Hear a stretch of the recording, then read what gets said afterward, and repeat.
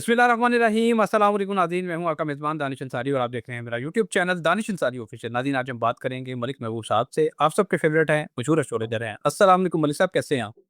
वालेकुम अस्सलाम, अल्लाह का करम है। आप बताएँ क्या हाल-चाल है दानिश साहब? अल्हम्दुलिल्लाह मलिक साहब, मैं भी ठीक हूँ। मलिक साहब, आज प्रोग्राम का आगाज़ बड़ी ही अफ़सोसनाक खबर से करना पड़ रहा है। आज जिस वक़्त हम ये प्रोग्राम रिकॉर्ड कर रहे हैं, जंग को शुरू हुए आज 5 दिन हो गए हैं और आज 5वाँ दिन है। और बताया जा रहा है कि ईरान के 153 शहरों में 1100 से ज़ायद हमले किए गए हैं और जो लोग जाँ बहक हुए हैं उनकी तादाद जो बताई जा रही है वो 800 के करीब पहुँच चुकी है। इतनी बड़ी तादाद में ये हमले हुए हैं। इसके अलावा सर, एक बड़ी पेशरफ़्त ये हुई है, आपने एक प्रेडिक्शन की थी मेरे उस प्रोग्राम में, आपने ये बताया था कि मुझे न्यूक्लियर पावर जो है वो दिखाई दे रही है ज़ायचे के अंदर, और सर वो प्रेडिक्शन दुरुस्त साबित हो गई है। आपने जो अल्फ़ाज़ इस्तेमाल किए थे, जो वर्ड आपने यूज़ किए थे उस प्रोग्राम में, वो मैं नाज़रीन को दोहराना चाहता हूँ। नाज़रीन, ये क्लिप बाकायदा फरमाएँ। तो ये बात मैं आपको पिछले साल से बोलता हुआ आ रहा हूँ कि ईरान बहुत करीब है अपना न्यूक्लियर टेस्ट के और may be possible nuclear test हो जाए।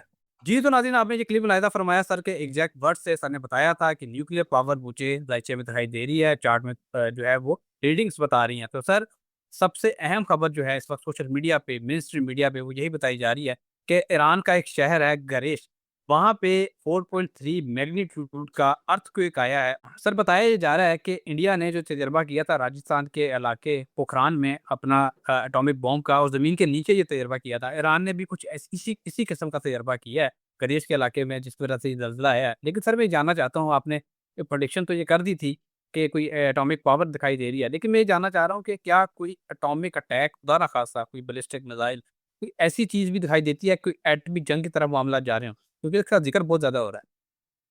देखिए, ये नॉर्मली कुछ कॉम्बिनेशंस के साथ होती है, राहु, वीनस, सन, मार्स। ये नॉर्मली ऐसे कॉम्बिनेशन होते हैं जिसमें एटॉमिक पावर बहुत ज़्यादा एग्रेसिव तौर पे एक्टिवेट होती है। इसलिए मैंने आपको कहा था कि ऐसा महसूस हो रहा है कि ईरान कोई बहुत जल्दी जो है तजर्बा करने वाला है, या फिर ये भी पॉसिबिलिटीज़ हैं। मैं आपको दूसरी तरफ भी बता रहा हूँ, खुदा ना खास्ता ईरान के ऊपर ऐसे मिसाइल चलाए जाएँ जिसके अंदर न्यूक्लियर एलिमेंट की टाइप यूज़ की जाए। मैं नहीं कह रहा हूँ न्यूक्लियर बॉम्ब चलाया जाएगा, ऐसा न्यूक्लियर जो वबाएँ फैलाता है, जो किसी तरह का बीमारी का कारण बन सकता है। तो कोई भी ऐसी चीज़ जिसकी वजह से बीमारियाँ फैल जाएँ, तो ये टाइप के मिसाइल चलते हुए नज़र आ रहे हैं।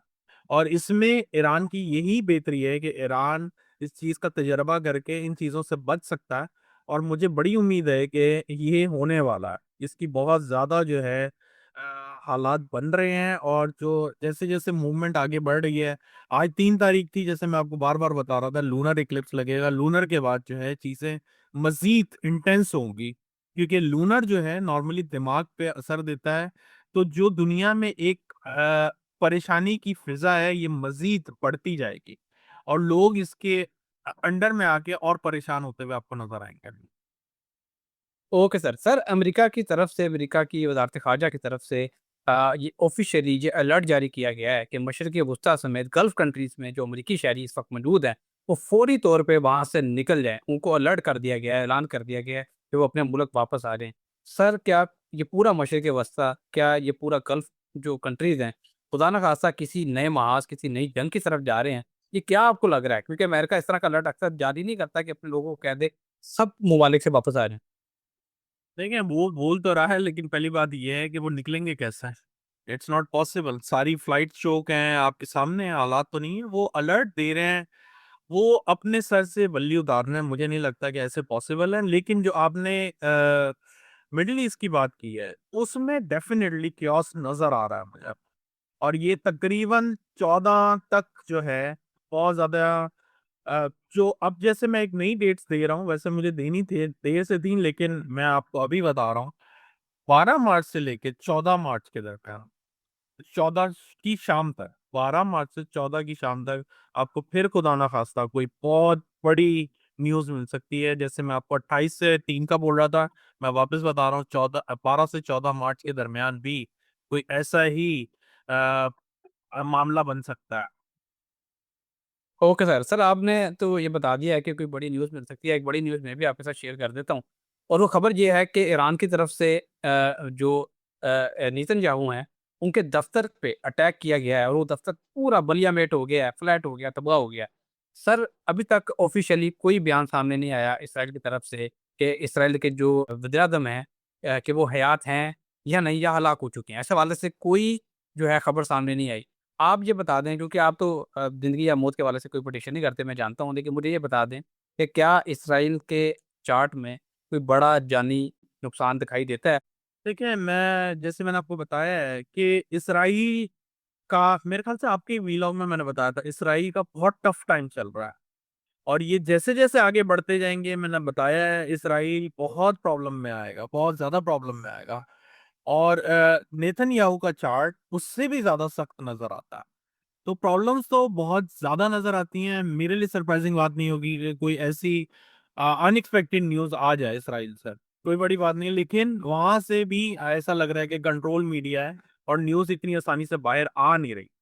बट सरप्राइज़िंग चीज़ ये है कि जो टाइम चल रहा है, वो कोई भी आपको ऐसी चीज़ दिखा सकता है जिसके लिए आप तैयार ना हो। मैं आपको अभी से बता रहा हूँ।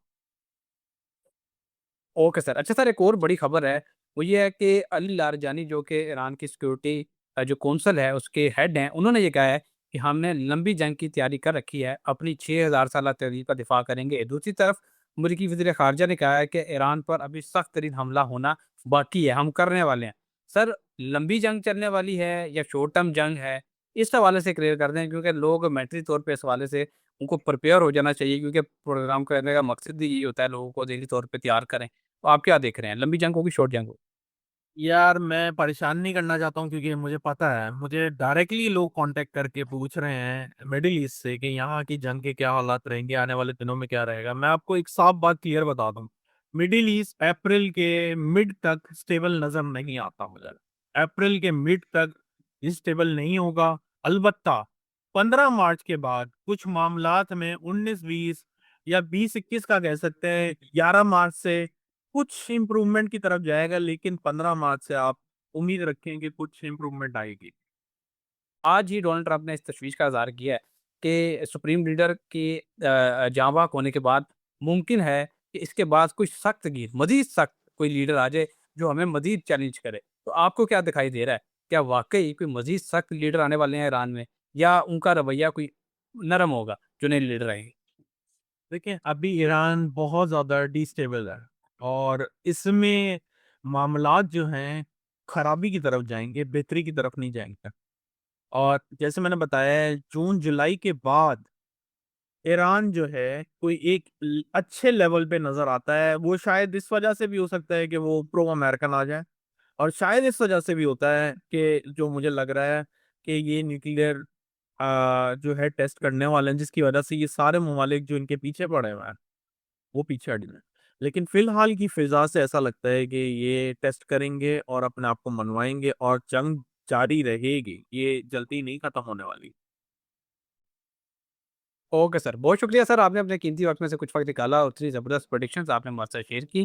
प्रोग्राम का इख्तिताम इस उम्मीद, इस दुआ और इस यकीन के साथ करेंगे कि पाकिस्तान के लिए, दुनिया के लिए हर आने वाला दिन अच्छा हो, जंग का इख्तिताम हो। अगली वीडियो तक के लिए मुझे और मलिक महबूब साहब को इजाज़त दीजिए। अल्लाह हाफ़िज़।